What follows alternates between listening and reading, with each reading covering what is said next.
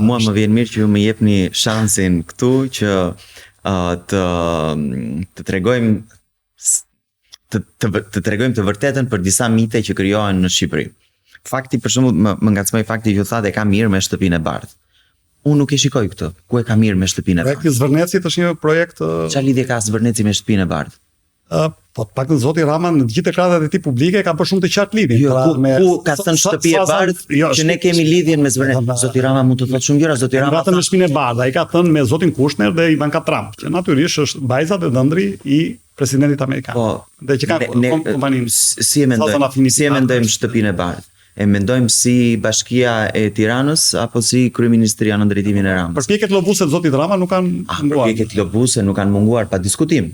Po mua më duket se ka shpenzuar miliarda e miliarda dhe nuk ka arritur asgjë. Në Izraelin gjithashtu, ka lidhje të cilat tashmë edhe po trondisin edhe shtypin izraelit për shkak të. Mua më duket se ka harxuar miliarda e miliarda dhe nuk ka arritur gjë me shtëpinë e bardhë, sepse e para ne nuk kemi një urim për qeverinë shqiptare nga kjo administrat për fitoren në thonjza nga farsa që doli nga farsa zgjedhore për zotin Rama. Është ndoshta rasti vetëm. Unë i kam ndjekur urimet e sekretarit Rubio dhe janë urime të përzemërta drejtuar fituesve të zgjedhjeve në çdo zgjedhje të vendeve aleate. Por ne kemi dhe një vendim të Departamentit Amerikan të Shtetit që thotë ne nuk do urojmë ata që dalin si fitues nga zgjedhjet të kontestuara ose që nuk dalin nga zgjedhjet të lira dhe të ndershme. Pra nëse bëjmë këto dy elementë bashkë, kuptojmë pse nuk ka marrë një urim zoti Rama pas 2025-s.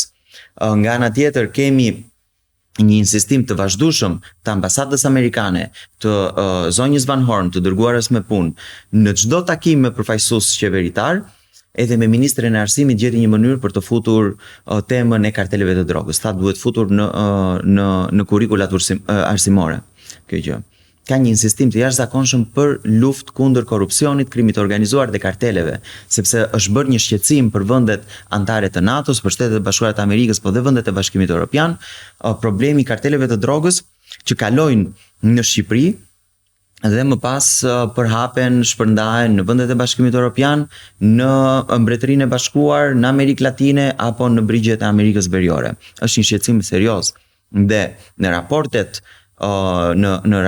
e partnerëve tanë shkruhet, është raporti i Departamentit të Shtetit, çdo që është interesuar mund të shkojë dhe ta lexojë, thuhet Shqipëria është kthyer në një korridor të sigurt të trafikimit të kokainës dhe të heroinës në vitet e fundit, gjë që nuk ka qenë problem më përpara.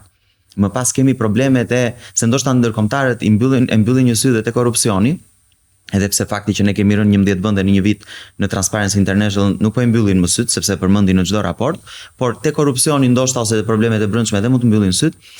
Te këto probleme që prekin partnerët tanë, ata nuk i mbyllin syt, se prekin sigurinë e qytetarëve të tyre. Tek drogat e kartelet. Ju e dini fort mirë që amerikanët mund të përdorin një gjuhë akoma më direkte, të drejtë për drejtë, edhe më të fortë ndaj zotit Trump, nëse do të dëshironin. E dyta. Fakti që të bëjnë e kanë përdorur. Po të shikojmë e kanë përdorur, po natyrisht kur është propaganda mediatike ka që madhe këto edhe sfumohen. E para kjo e karteleve, e dyta problemi i Akshit. Mediat kanë raportuar që dhe informacione sensitive të NATO-s kanë rrjedhur dhe kanë dalë në shitje në tregun e zi apo në këto sulmet iraniane thotë qeveria. Tu kam dyshimet e mia janë sulme iraniane ajo, sepse nuk është provuar, po Akshi është një problem shumë i madh serioz, sepse Aksh në SPAK sot, për çështjen e Akshit nuk janë iranianët. Grupi strukturuar kriminal është tjetër kush aty. Çështja e portit të Durrësit, Porto Romanos, gjithashtu ku u fut një kompani e sanksionuar me lidhje me individë të sanksionuar nga Shtetet e Bashkuara të Amerikës dhe Bashkimi Evropian për lidhje me Rusinë. Ndaj janë probleme që cënojnë sigurinë kombëtare të Shqipërisë, sigurinë rajonale dhe sigurinë e NATO-s. Dhe është kaluar vija e kuqe, janë kaluar disa vija të kuqe në Shqipëri. Dhe ndërkombëtarët, partnerët tanë e kanë ndjerë këtë në sigurinë e tyre.